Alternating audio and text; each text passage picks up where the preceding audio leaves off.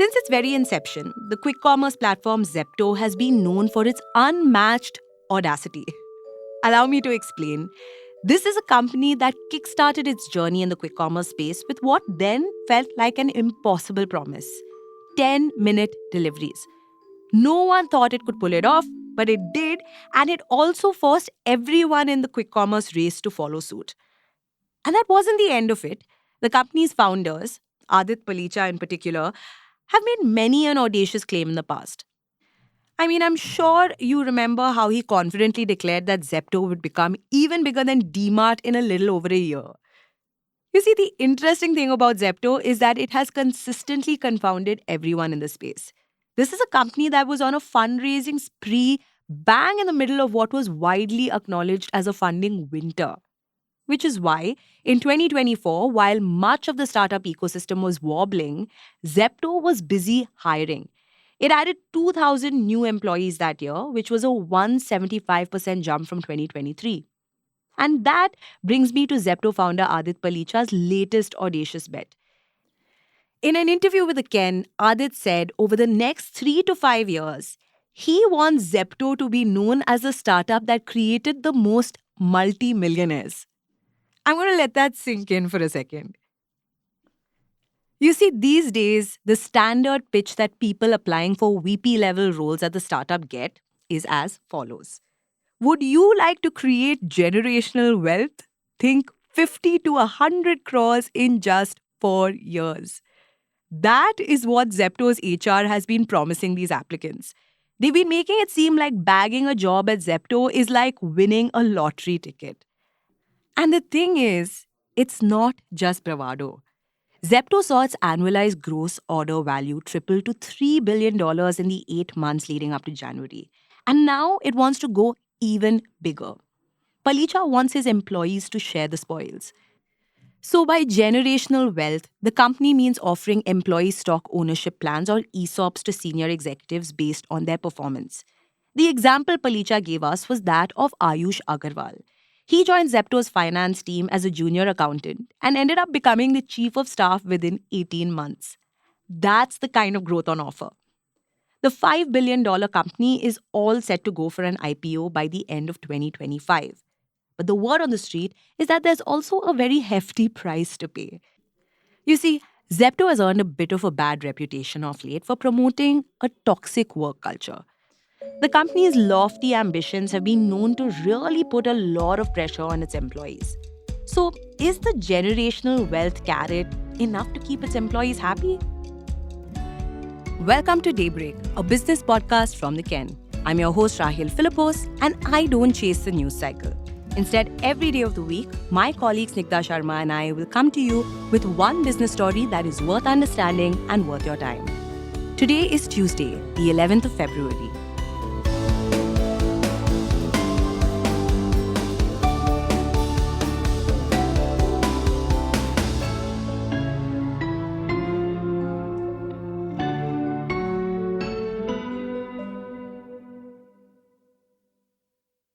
If you look at the top management at Zepto, you may very quickly notice a pattern. Most of them have some sort of e-commerce or quick commerce experience. In fact, most of them have actually held positions at Flipkart. That, despite the fact that Palicha said the company doesn't really care about pedigree or logos on resumes. An HR personnel at the company echoed that sentiment. They said it could take as little as a smoke break to get hired at Zepto. Well, considering that the company hired 2,000 people in 2024, that must have been a lot of smoke breaks. But jokes aside, 800 of those 2,000 were corporate hires, including 300 engineers. And a quick LinkedIn search locates about 2,000 employees overall in Bangalore.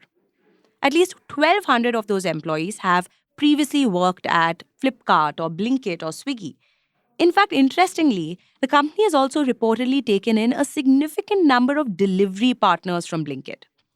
Now, both Palicha and his co-founder Kaivalya Vora keep a close eye on hiring. While Palicha takes care of hiring at the executive level, Vora, CTO Nikhil Mittal, and Chandan Mediratta, the company's chief brand and culture officer, are deeply involved in all kinds of corporate hiring. When it comes to wages, Palicha said all employees, including pickers and packers, earn wages above the minimum threshold, along with benefits like insurance and flexible working hours. But here's where all of Zepto's glossy narrative frays a little. A little while ago, a Reddit post allegedly shared by a Zepto employee went viral. In it, the employee said Zepto's toxic work culture has pushed a whole bunch of people to quit. It stated that at least 10 people quit every week only to be replaced by 20 fresh hires. Now, most of the 9 mid-level and senior Zepto executives, both current and former, who the Ken spoke with, actually corroborated these claims. In fact, one of them apparently worked every day except 2 Sundays during Diwali. And most of the meetings with senior executives often started late in the night. The schedule left mid level employees working from early morning until midnight most days. Palicha, of course, frames it a little differently. It's all about mutually agreed targets to earn ESOPs. He said that the company doesn't really dictate work hours. Employees have the flexibility to work however long they want to, as long as they meet those targets. So far, over 60 employees have received stock options.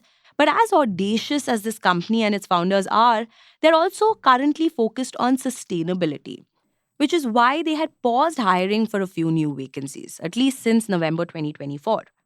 Now, all of their attention is focused on the company's upcoming $800 million stock market debut. More on that in the next segment.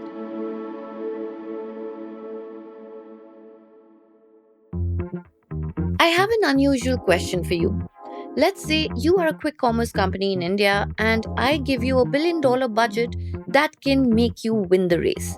What is going to be your move? 2 months ago, we asked some of India's brightest and most creative minds at the country's top business schools the same question. They had to pick which quick commerce company they wanted to role play as and also define what winning meant to them.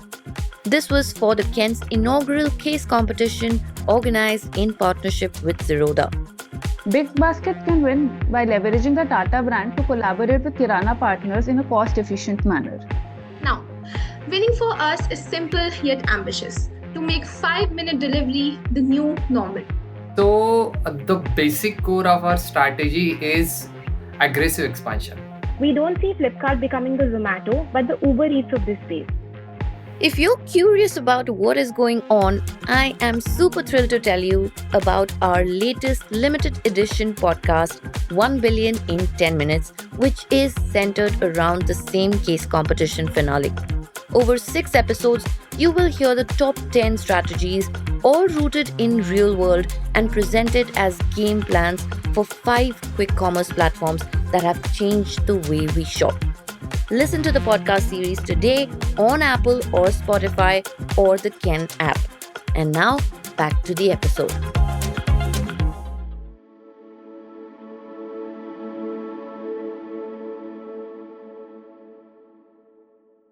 Hiring at Zepto is all about the long game, or so the CEO says.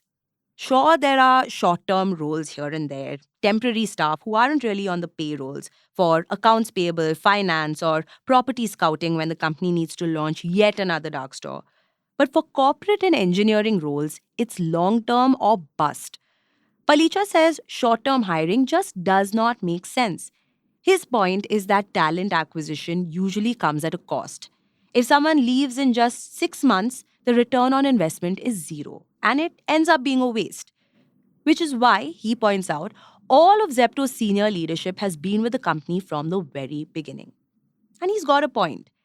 Except, the company has seen quite a few high-profile departures in the recent past.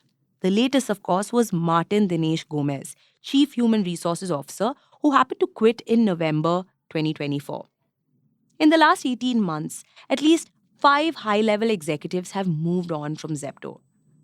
Right now, though, hiring isn't really on top of Zepto's to-do list. Palicha said despite having $1 billion in the bank, they are deliberately deciding to pause hiring to ensure financial stability. It points to a more cautious approach of managing both growth and employee retention. Zepto is hyper-focused on growth right now.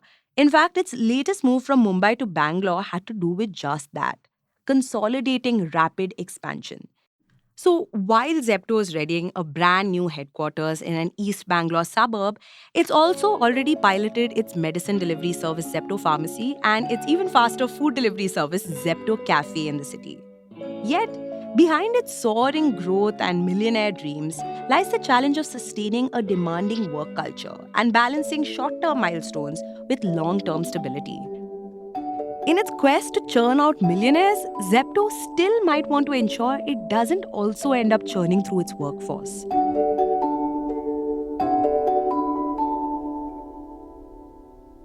Daybreak is produced from the newsroom of The Ken, India's first subscriber-focused business news platform. What you're listening to is just a small sample of our subscriber-only offerings. A full subscription unlocks daily long-form feature stories, newsletters, and podcast extras. Head to theken.com and click on the red subscribe button on the top of the website. Today's episode was hosted by Rahil Philippos and edited by Rajiv CN.